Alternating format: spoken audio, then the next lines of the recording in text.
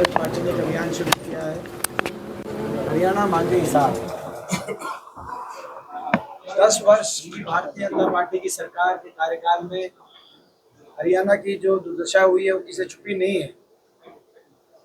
आज 10 साल के इस कुशासन का हिसाब हरियाणा की जनता मांग रही है और कांग्रेस पार्टी का हर कार्यकर्ता इस अभियान को लेकर घर घर पहुंच रहा है पूरे प्रदेश में।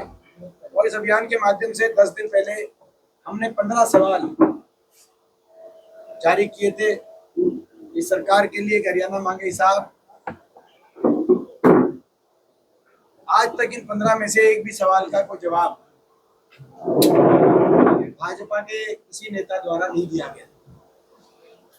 बड़े सिंपल से हमारे प्रश्न है कि भाजपा की हरियाणा की सरकार बताए कि भारत सरकार के अनुसार, मोदी सरकार के अनुसार देश में 28 राज्यों में सबसे ज्यादा बेरोजगारी 2024 में हरियाणा में क्यों है। हरियाणा की भाजपा बताए कि भारत सरकार के गृह मंत्रालय के अनुसार देश में सबसे ज्यादा अपराध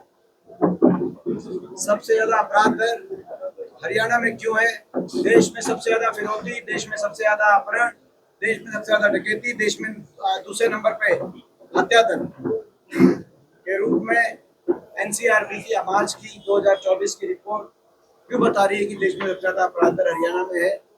भाजपा की सरकार बताए कि ये जन विरोधी पोर्टल और आईडीओ के माध्यम से गरीब आदमी को कागजों में क्यों जाया गया, क्यों लाइनों में खड़ा कर दिया गया, जबकि ऐसे पोर्टल आईडी ना गुजरात में है ना दूसरे भाजपा शासित प्रदेशों में।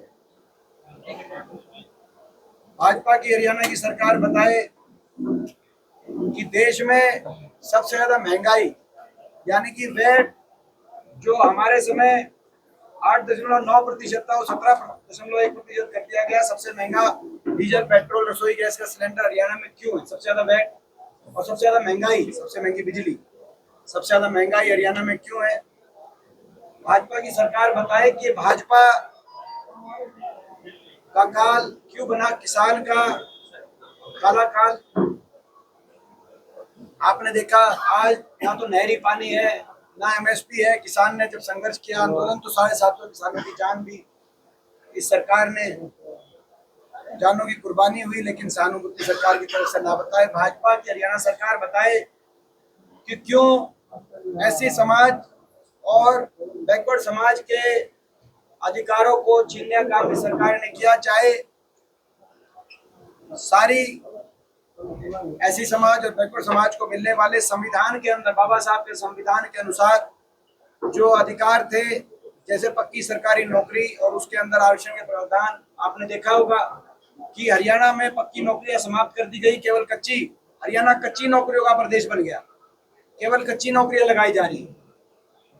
या तो 2 लाख पद समाप्त कर दिया, कच्ची नौकरी बिना रिजर्वेशन, बिना पेंशन, बिना मेरिट के लगाई जा रही है। 5 साल में मात्र 10,000 पक्की नौकरी हरियाणा में मिली, जिसमें भी बाहर के बच्चे, हरियाणा से बाहर के नौजवान ज्यादा भर्ती हो गए। बाकी तो नौकरियां जो निकली वो भर्ती घोटालों, पेपर लीक घोटालों और सीटी के में उलझ के रह गई। हरियाणा के युवाओं का शोषण किया जा रहा है। और आपने ये भी देखा होगा गरीब की सारी योजनाओं को बंद करने का काम इस सरकार में हुआ। चाहे 100 गज के प्लॉट की योजना थी जिसमें एससी और बीसीए समाज और बीपीएल के छत्तीस बिरादरी के पात्र परिवारों को लाभ कांग्रेस ने देने का काम किया था। ऐसी सारी योजनाओं को बंद करके एससी और बैकवर्ड क्लास और गरीब आदमी के अधिकारों को वंचित करने का काम सरकार ने क्यों किया। भाजपा सरकार ये बताए और ये भी बताए कि खेलों में नंबर 1 हरियाणा अब पंजाब से आगे निकलता हुआ नशे में नंबर 1 हरियाणा कैसे हो गया। पंजाब से ज्यादा पिछले 3 साल से drug related overdose death Haryana में आ रही है। पंजाब से भी आगे निकल गया हरियाणा। ये भाजपा सरकार को ये बताना चाहिए प्रदेश के लोगों को। और ये भी बताए कि हर वर्ग को सड़क पे क्यों आना पड़ा। 500 स्कूलों में धरने हुए, देश में इतिहास बना क्योंकि 5000 स्कूल मर्ज या बंद हो गए थे, तो 500 स्कूलों के आगे छोटे छोटे बच्चों ने धरने देने पड़े। हमारी बेटियों को जंतर मंतर पे जाके अपने न्याय के लिए धरने देने पड़े। हमारे किसानों को एमएसपी के लिए धरने देने पड़े।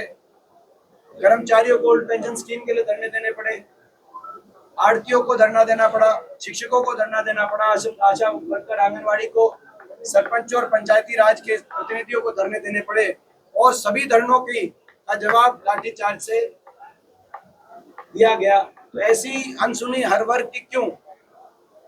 और विकास की पटरी से तो उतर ही गया हरियाणा, वो आपके सामने है। तो ये हमारे 15 सवाल हैं, और इन 15 सवालों को लेके हमारा अभियान है। हरियाणा मांगे हिसाब, आज जींद भी मांगे हिसाब। जींद का जब उपचुनाव हुआ था आज से लगभग 5.5 साल पहले, क्योंकि जनवरी में हुआ था, जनवरी फरवरी सर्दी का टाइम था, 5.5 साल से, तो 5.5 साल पहले बहुत बड़े बड़े सबज बाग दिखाए गए थे। 10 साल में कहीं कुछ नहीं हुआ, लेकिन जींद में बहुत बड़े सबज दिखाए गए थे सरकार द्वारा। आज क्या हुआ जींद में वो आपके सामने है। हर तरीके से दुर्दशा आप देख सकते हैं। जींद के अंदर आप अस्पताल से शुरू करें, जो 200 बेड का अपग्रेड करके हमारी सरकार में हुआ था, वहां आधे से ज्यादा डॉक्टरों के पद रिक्त हैं। आप यूनिवर्सिटी देखिए, जो हमारी सरकार के समय बनी थी जींद में, यूनिवर्सिटी के अंदर ज्यादातर पद रिक्त हैं। आप जींद की सड़कों के हालात देखिए, वाटर सप्लाई का हालात देखिए, सफाई की परिस्थितियां देखिए, अपराध की पोजीशन देखिए। आज किस तरीके से अपराधियों के फिरौती रंगदारी के कॉल लगातार, केवल मैं जींद की बात, केवल शहर की बात ही नहीं कर रहा, आप सफीदों में देखिए, आप जुलाना में देखिए, पलायन करने में मजबूर हो रहे व्यापारी। इतनी इस तरह से अपराध के साए में आज जींद चपेट में आ गया है। आप नौजवानों को देखिए किस तरीके से जींद जिले में कई गांवों में नौजवान डोंकी के रास्ते बाहर मजदूरी करने की तरफ विवश हो गए हैं, अपने उधारी लेके घर बार बेचकर, कई नशे की चपेट में। हरियाणा में नौकरी मिलेगी इस बात को लेकर पूरी तरह निराश हो गया जिनका नौजवान। आप उस बात को देखिए। तो आज बड़े दुख की बात है, हरियाणा भी मांगे हिसाब और जींद भी मांगे हिसाब। इस अभियान को जो है आप लोग के माध्यम से हमारी बात भी पहुँचा। संसद जी, हमारे प्रश्न है, इन प्रश्नों को जरूर आप पहुँचाएं। संसद जी, हमारे यहाँ जिप्सम की कंपनी थी, फैक्ट्री थी काफी सालों से, लेकिन 5.5 साल दौरान बीच में ही वो गुजरात चली गई है, उसको पलायन नहीं बोल सकते।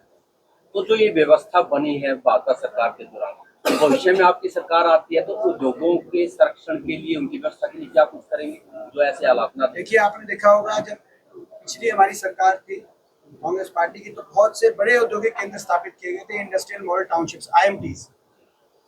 और चाहे वो मानेसर IMT एक्सटेंशन की बात हो, चाहे वो रोहतक IMT की बात हो, चाहे वो रोज का मेव आए थे IMT की बात हो, खरगोदा IMT की बात हो, फरीदाबाद IMT की बात हो, अम्बाला में प्रस्तावित थी, वो बन नहीं पाई थी। 6 IMT स्थापित की गई थी उस समय। तो इस प्रकार से जो औद्योगिक केंद्र हैं, और जींद तो हमारे हरियाणा का बिल्कुल सेंटर, जींद हमारे हरियाणा का दिल है, तो यहाँ पर एक बड़ा औद्योगिक केंद्र जींद में स्थापित आने वाले समय में करना रहेगी। हम प्रयास करेंगे हमारे घोषणा पत्र में भी। ये ईडी पर कहीं चल रहा है जी, ताजा मामला। और ये बड़े दुख की बात है कि ये पलायन केवल यहीं से नहीं हो रहा, इंडस्ट्री का पलायन पूरे हरियाणा में, क्योंकि इंडस्ट्री के लिए एक और बात है, अमन चैन शांति। आज हरियाणा में अपराध के साए में जो प्रदेश ये सरकार लेके आई है, वहां पर निवेश का वातावरण आप समझ सकते हैं कि जो परिस्थिति थी, कभी उत्तर प्रदेश के बारे में कहते थे, आज बड़ी बड़ी कंपनियां, फॉर्च्यून 500 कंपनियां गुड़गांव से ऑफिस शिफ्ट करें नोएडा, ऐसी स्थिति आ गई है। ईडी प्रकरण को लेकर क्या है? ईडी प्रकरण को लेकर जैसे पहले विधायक जी अपने महेंद्रगढ़ से अब अपना सोनीपत में आ गए, तो इसका देखिए पिछले 5-4 दिन में जिस तरीके से केंद्रीय जांच एजेंसियों द्वारा कार्रवाई की जा रही है हरियाणा के कांग्रेस के अलग अलग नेताओं पर, विधायकों पर, मैं ये कह सकता हूँ कि पूरे देशवासी देख रहे हैं पिछले कई वर्षों से जांच एजेंसियों का दुरुपयोग विपक्ष की आवाज को दबाने के लिए किया जा रहा है, विपक्ष के नेताओं को निशाने पे लेके जाने के लिए किया जा रहा है, जो कि दुर्भाग्यपूर्ण है। एमपी साहब और अभी मनोहर लाल सरकार के कई फैसले नायब सरकार ने बदले, जो कि वित्तीय फॉर्म बढ़ाने के मामले हों या क्रीमी लेयर की जो यूनिट बढ़ाने की, ये आपका दबाव है या उस सरकार के गलत फैसलों को ठीक मुख्यमंत्री? ये इसमें मैं जवाब देता हूँ आपको, इसमें सही क्वेश्चन है, इसका जवाब देता हूँ। इसके दो पहलू हैं। पहला तो अभी जो ये फैसले सरकार कर रही है, ये फैसले लागू अगली सरकार ही करेगी, तो ये केवल घोषणा पत्र है इनका। लोगों को इनकी घोषणाओं पे विश्वास नहीं है, क्योंकि पिछली कोई घोषणा पूरी नहीं हुई। ना 9,000 बेरोजगारी भत्ता आया, ना 5100 बुढ़ापा पेंशन आई, ना हर जिले में मेडिकल कॉलेज शुरू हुआ, ना पंजाब स्केल मिला। तो इनकी पहले की घोषणा पूरी नहीं हुई, अब ये घोषणा ही मानना, क्योंकि पूरा तो अगली सरकार करना है। मगर इन घोषणाओं में ये सरकार पूर्णतः अपनी विफलता स्वीकार कर रही है। सरकार को माफी मांगनी चाहिए हर घोषणा के साथ। मैं बताता हूँ कैसे। नायब सिंह जी ने कहा कि अब हम मुख्यमंत्री निवास के दरवाजे खोलेंगे, यानी कि 10 साल तक बंद थे, अब 1 महीने के लिए क्या खोलोगे?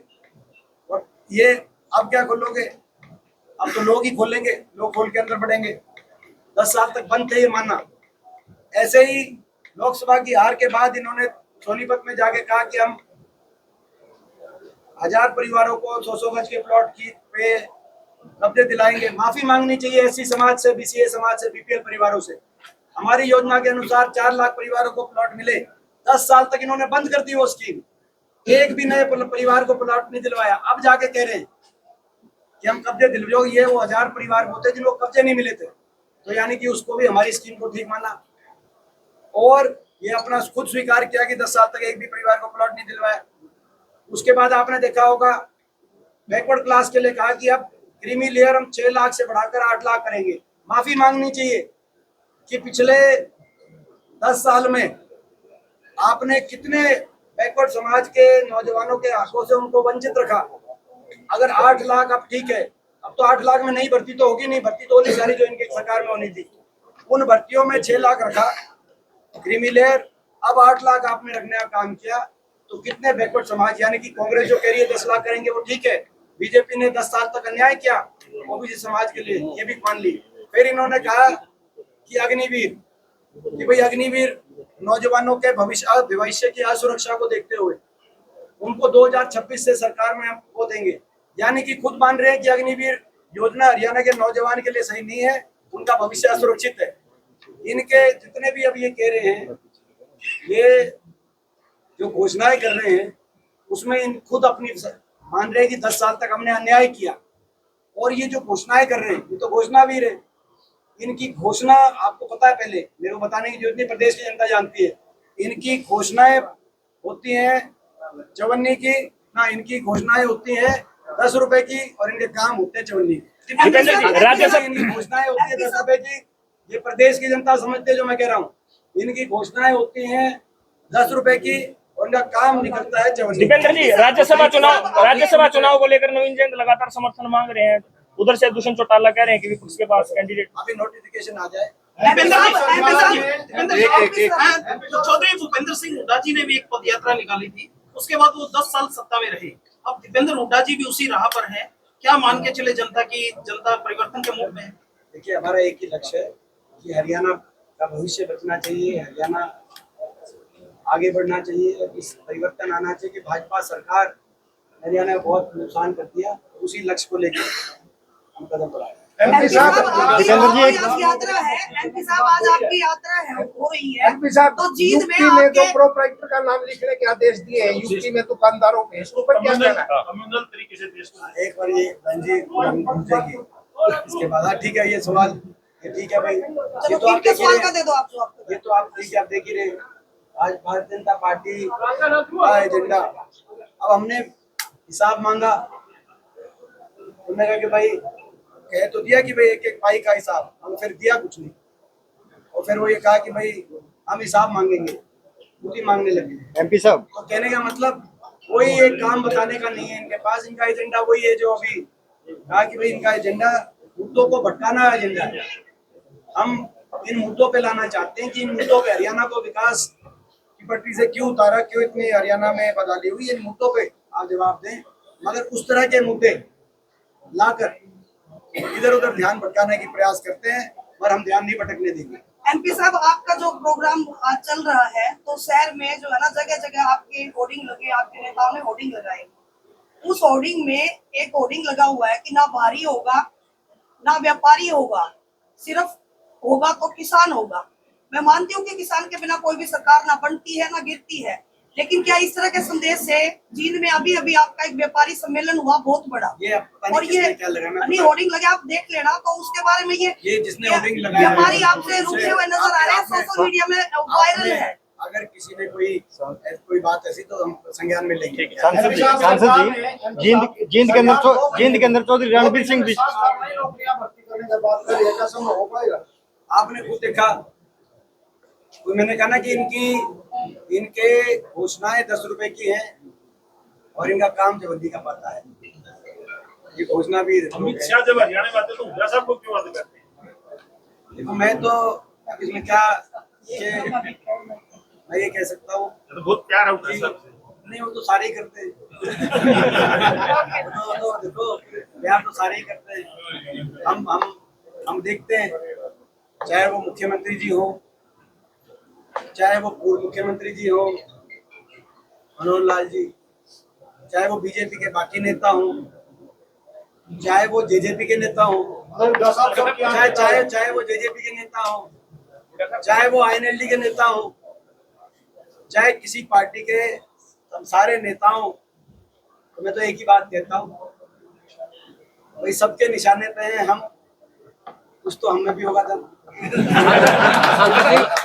एमपी साहब, जींद के अंदर चौधरी रणबीर सिंह विश्वविद्यालय बना, बीजेपी सरकार में उसका कोई विकास नहीं हुआ, ना ही उसका विस्तार हुआ, ना ही उसको जमीन दी गई। क्या आपकी सरकार आने के बाद उसको जमीन मिलेगी, उसका विकास होगा, विस्तार होगा? जींद में जो विश्वविद्यालय है, उस रणबीर सिंह विश्वविद्यालय को एक बड़ा रूप देना, उसका व्यापक विस्तार ही नहीं, केवल एरिया में ही विस्तार नहीं, क्वालिटेटिवली वो विश्वविद्यालय देश के टॉप मोस्ट यूनिवर्सिटीज के अंदर पहुंचे, ताकि हमारे नौजवानों को विश्व स्तरीय शिक्षा अपने घर में मिले, दूसरी ओर विश्व स्तरीय रोजगार की अपॉर्चुनिटीज मिले। ये हमारे एजेंडा में टॉप मोस्ट प्रायोरिटी में होगा। ईडी के सवाल पर M3M का भी प्रॉपर्टी टैक्स हुड्डा साहब का नाम उसमें होता है, उसका नाम है, क्या कहेंगे? ईडी की कंटिन्यूअस सीरीज चलेगी कर रहे हैं, ईडी पे मैंने जवाब सांसद जी, राहुल गांधी जी ने भारत जोड़ो यात्रा निकाली, फिर भारत जोड़ो न्याय यात्रा निकाली, अच्छा परिणाम आया पूरे देश में। आप जो ये यात्रा निकाल रहे हैं, उसका क्या परिणाम मानते हैं और कितनी सीटों पे? देखिए, हमारा ये मानना है कि हमारा अभियान है, और अभियान में बड़ा स्पष्ट है कि भाई भाजपा सरकार हिसाब दो, हरियाणा को हिसाब दो, हरियाणा मांगे हिसाब। हमारा अभियान है, हरियाणा हिसाब मांग रहा है, और हम भाजपा से कहना चाहते हैं, मुद्दे की जो बातें, इन प्रश्नों का जवाब दे और हिसाब दे। और ये जवाब, अगर ये हिसाब नहीं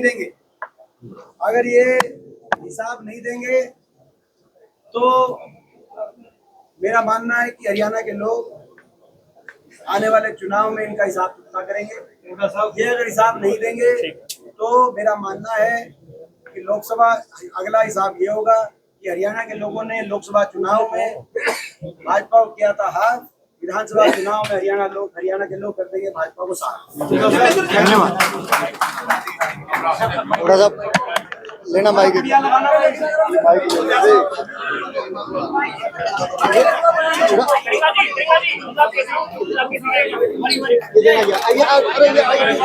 वो उधर वाले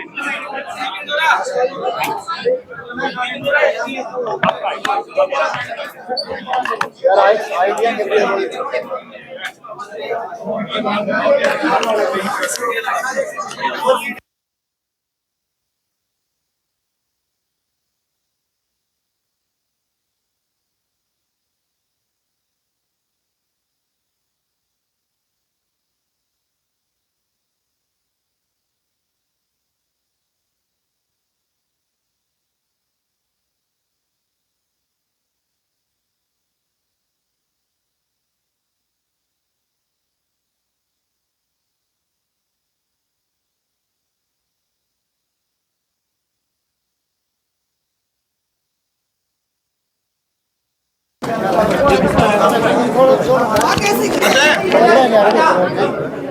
नीचे गिर गया, खराब हो गया होगा। वो तो गया वो तो है तो बस अभी लाइव नहीं है ना, हम तो रिकॉर्ड करके यार फिर चलाएंगे, लाइव थोड़ी चलाना, लाइव तो करेंगे। अच्छा अभी रिकॉर्ड करेंगे उसको एडिट